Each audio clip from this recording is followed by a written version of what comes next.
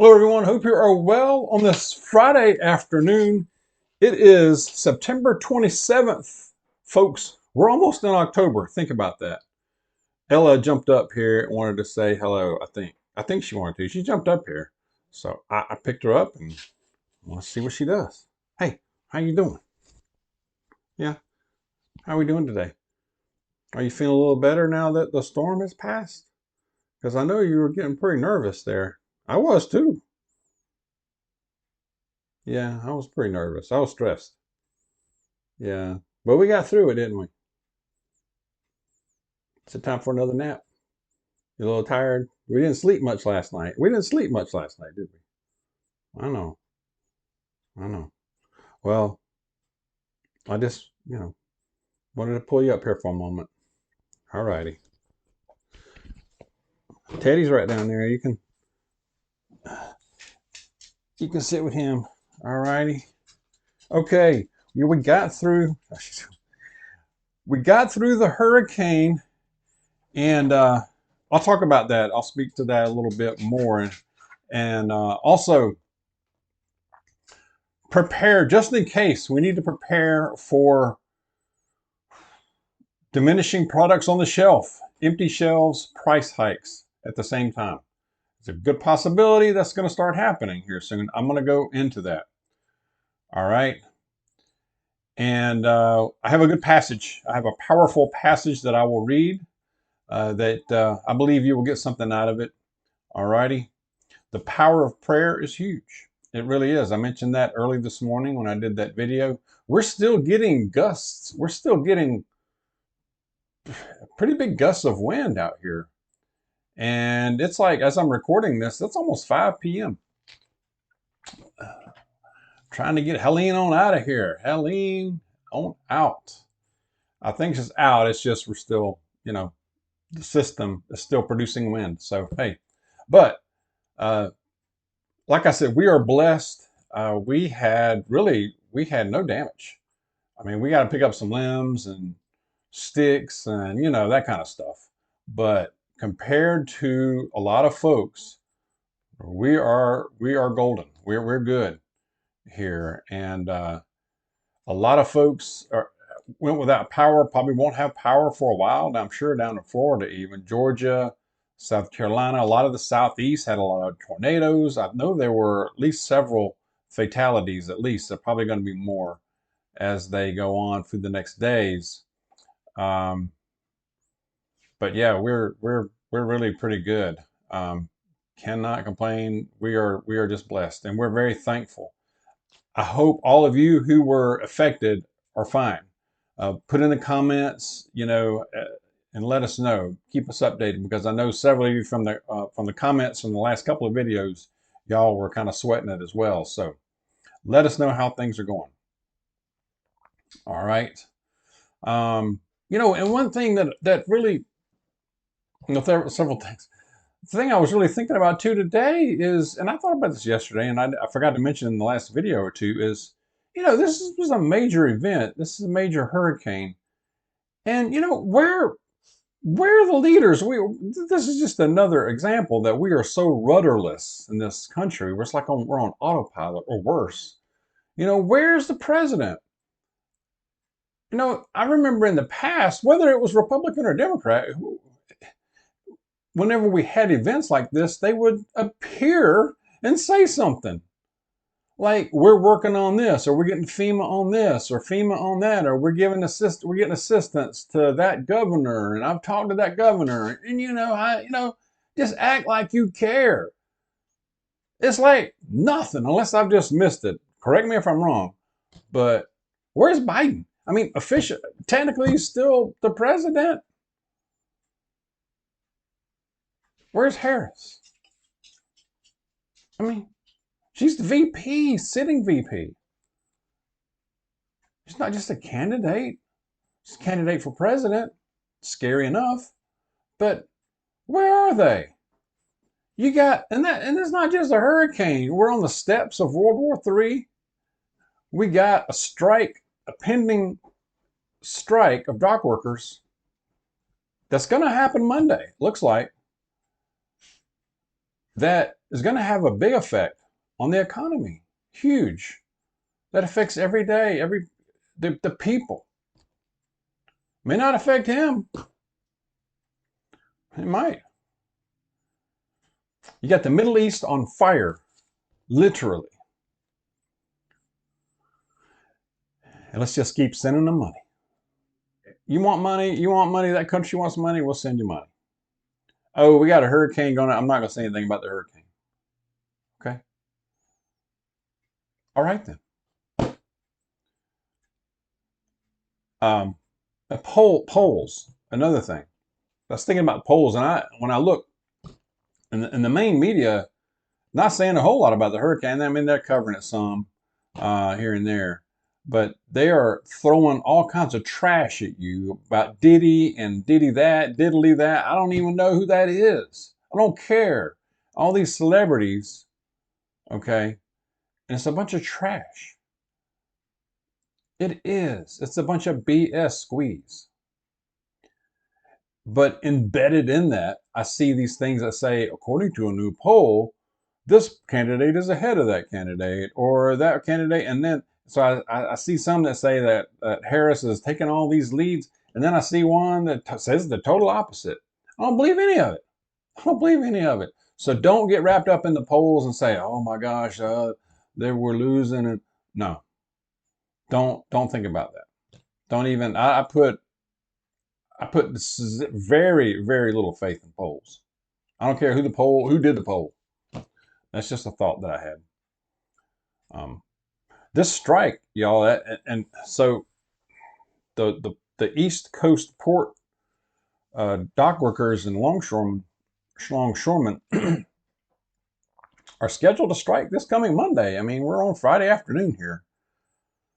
So unless they do something, I guess over the weekend, last minute to resolve this, and sometimes these, a lot of times these do happen, or the president steps in or whatever. I don't know what exactly they can do. Maybe they'll do something in the last moment. But if they don't, and this happens starting Monday morning,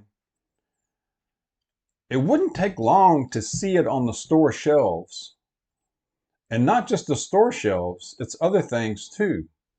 It could be auto parts, imported vehicles, actually. Imported vehicles, auto parts, precision instruments, machinery, fabricated steel, all kinds of food items, holiday items. Costco said they were worried. They were trying to ramp up, trying to get in what they can now because of this strike. Well, I'm sure all the big retailers are taking notice. But automobiles, so repair parts. If you've got a recall or a repair you need done, go ahead and get it in there and get it scheduled right now. But yeah, unless they do a last minute deal here, in the media, you gotta dig to find information on this. They're not talking about it. If they are, it's very few in just a few seconds. I think they've been given the memo. Don't say nothing about this. You know that happens. Also, fuel. This affects fuel shipments. It could disrupt airlines.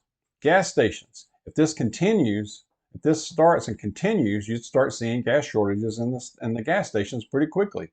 And the prices would jack up. The prices would rise.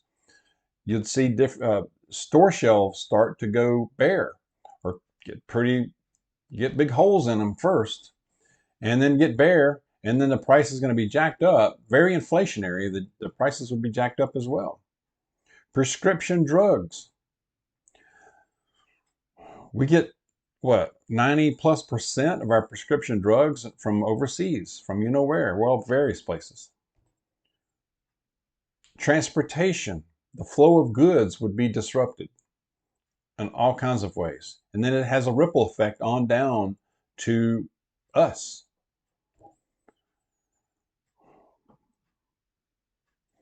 When I was reading about this, a thought came through my head, especially fuel. Why are we having to import oil and fuel? And I was thinking when Trump was in, it was drill, baby, drill. Drill.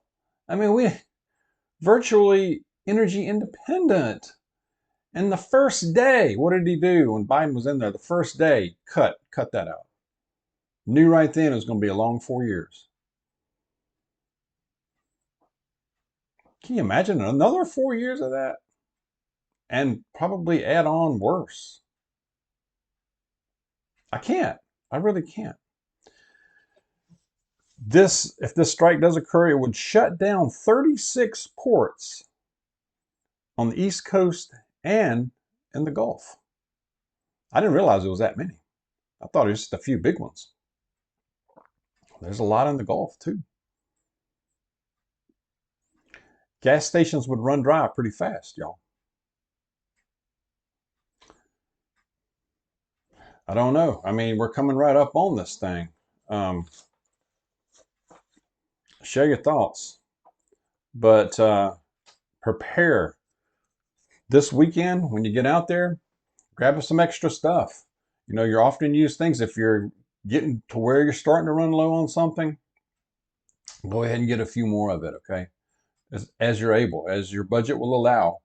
I know the way we look at things, if we see a few things still on our shelf back here and we're grabbing, one, we go ahead and put it on the list to fill in the hole, to backfill it, because 3 is 2, 1 is none.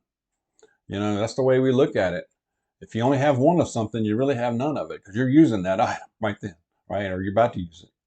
So stock up some extra. Of course, that doesn't mean we wipe the shelves out, but we just get a couple of extra things. Even if it's 1 or 2 more bags of rice, or get some honey, the flour, things. Think about the holidays are coming up. Before you know it, Thanksgiving is going to be right on our step. So think about all that stuff too. But your basic items, things, the ingredients that you need to make what you want to do, to make the food and preserve what you want to do. So extra when you go out this weekend, try to stock up. I have a feeling we won't be alone. I have a feeling. I mean, we're coming up. Let's see, what's today? The 27th, end of the month.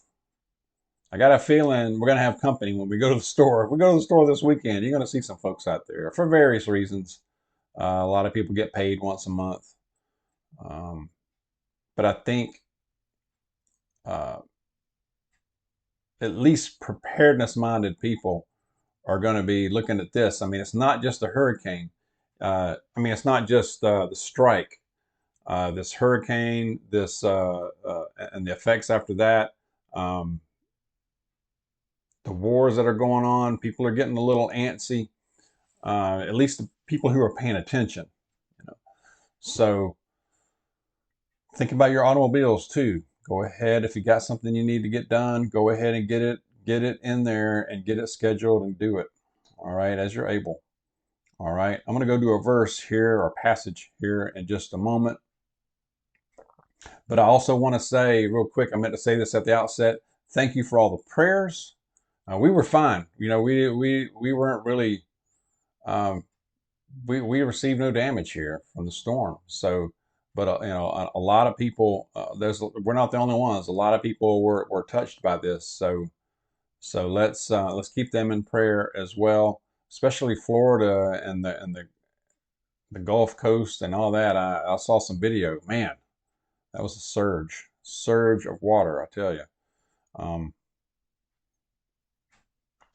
Be nice if we had leadership, at least showing some empathy, you know. Oh man, I tell you. All right, I'm gonna go to a passage. We are in Psalm, especially what we have all been talking about with the storm and the things that we're going to be facing the rest of this year. Thought it was a good time to read a little bit of Psalm 91. Okay. Psalm 91, I'm just going to go a few verses here. Or however many verses I feel led to do. How about that? Psalm 91. He who dwells in the shelter of the Most High will rest in the shadow of the Almighty. I will say of the Lord, He is my refuge and my fortress, my God in whom I trust.